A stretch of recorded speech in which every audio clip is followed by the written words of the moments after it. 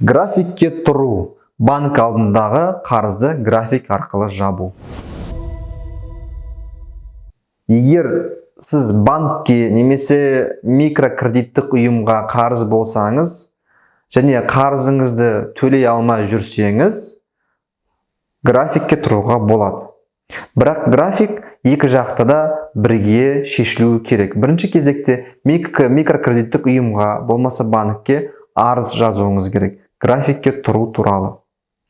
Егер графикке тұру туралы арызын жазғаннан кейін сізге отрицательный жауап келсе, енді болмайды деген, онда Қазақстан Республикасының ұлттық банкіне жазсаңыз болады. Ұлттық банк арқылы графикке тұру туралы және көмектесу туралы. Бұл банкке байланысты. Және ұлттық банкке жазасыздар, және ол ұлттық банктың бір маманы екінші деңгейлік банктердің шақырады, сөйтіп сөйлеседі. Сөйлесіп, графикке тұруға көмектесуі ықтимал.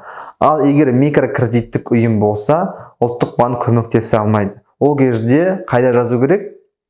Қазақстан Республикасының қаржы министрлігіне жазу керек. Қаржы реттеу министрлігі бар. Сол министрлікке жазып, сол арқылы графикке тұру туралы көмек сұрауыңызға болады. Егер бұдан артық келіспесеңіздер, графикке тұра алмасаңыздар, онда сотқа жүгінсеңіздер болады. Сондықтан графикті солай, графикке тұру сонда жолдары бар. Сіздердің комментарийларыңыз мен үшін маңызды. Сұрақтарыңызды комментарийді күтемін. Әрине, лайкты басып, подписка басуды ұмытпай отырыңыздар. Қазақ каналының дамуына атсалысуыңызды сұраймын.